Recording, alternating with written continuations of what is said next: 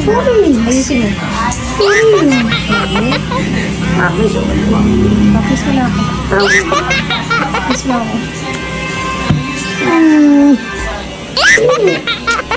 Hello mga mami, sinundo nga ako ni tatay sa bahay. Pasok pa nga nito si Kyle kaya naman hindi ko nga siya kasama. Yung kapatid ko namang si Vince nagpa-practice nga dahil malapit na nga ang graduation nila. Kaya naman kaming dalawa na nga lang talaga ni tatay. Puntahan nga namin yung cellphone na titignan kasi ni tatay. Kaya naman dumiretso na nga kaagad kami ni tatay dito. Bilis lang din naman talaga kaming natapos dito pero yung cellphone nga wala pa dahil ipapadeliver pa nga daw dahil hindi nga daw sila nag-i-stack dito. Kaya naman kinausap na nga muna ako dito ni tatay kung okay nga daw yung cellphone na ibibigay niya sa kapatid kong si Vince. Bago nga yun, dumaan na nga muna kami dito sa Inasal. Ito na nga lang daw sila bibili ng tanghalian nila. Tapos pin-order na nga din pala ako ni tatay dito para kay Kyle dahil alam niya nga na favorite din talaga ni Kyle yung Inasal. Naman in-order ko na nga si Kyle para na rin hindi na magluto yung daddy niya. Pagka-uwi ko naman sa bahay, nagugutom na nga ako kaya naman kumain na nga muna ako dito ng cornix ko habang nag-e-edit. Ito nga, pagkatapos ko nga mag-edit, pumasok nga yung daddy ni Kyle sa kwarto at nagpapasundo na nga daw si Kyle. Kaya naman pumunta na nga talaga kami kaagad dito. Tinatamad na nga daw siyang maglakad papunta sa gate kaya naman dito na nga nagpasundo si Kyle sa loob ng school nila. Last day ng school na nga nila ngayon tapos sa isang araw recognition na nga nila. Pwede naman daw na hindi na nga pumasok mamaya kaya naman sabi ko nga kay Kyle wag na nga siyang pumasok para makapagpahinga siya. Ano ba naman kasi hindi na nga rin daw yata sila magpa-practice kaya naman sa bahay na nga lang siya. Abay, bumalik pa nga kami dito sa classroom nila. Paano ba naman kasi nakalimutan niya nga yung binigay sa kanilang booklet. Pero pagpunta nga sa e-bike, tinignan yung bag, tawang-tawa siya dahil hindi nga daw niya alam kung kanino'y nadampot niya. Diyos ko po. Pinuksan na nga din pala talaga ni Kyle to, tapos sinanap niya yung pangalan niya para ipakita niya nga sa amin ang daddy niya.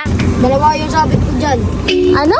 Dalawa sabit. Bakit? Ano, kaldero tsaka kawali?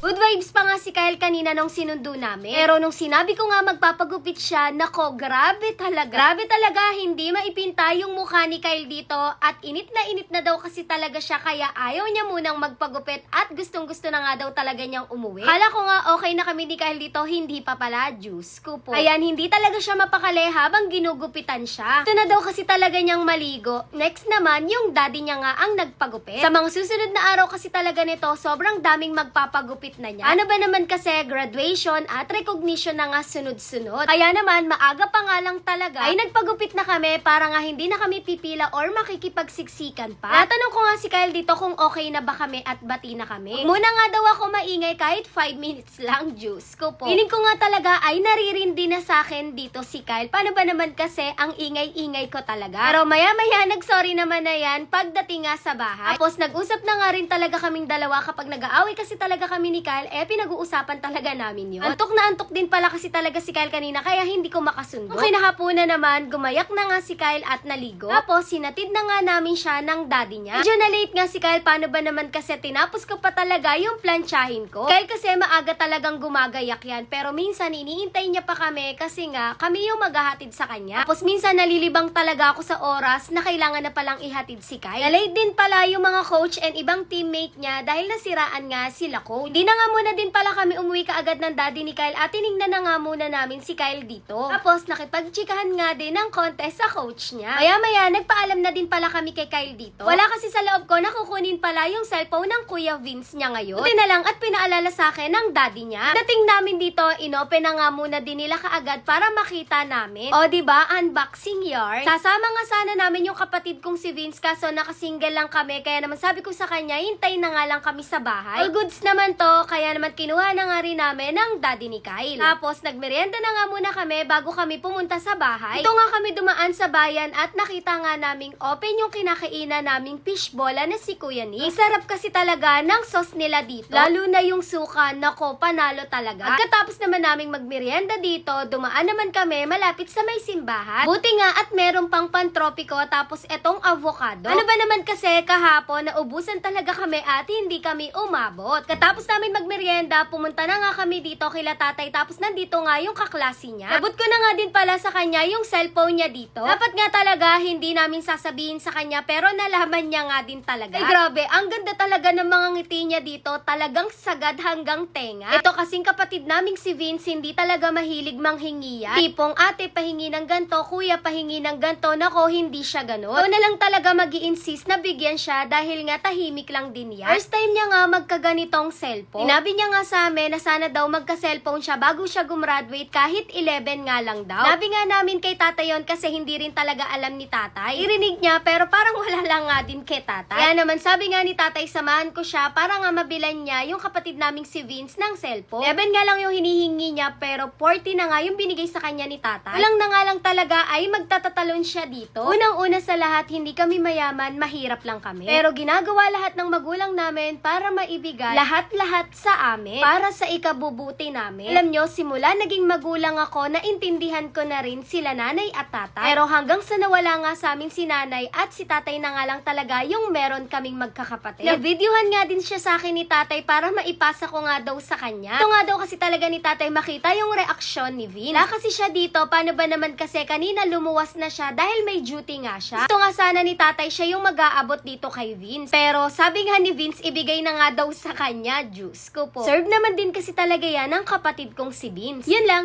Thanks for watching. Bye-bye.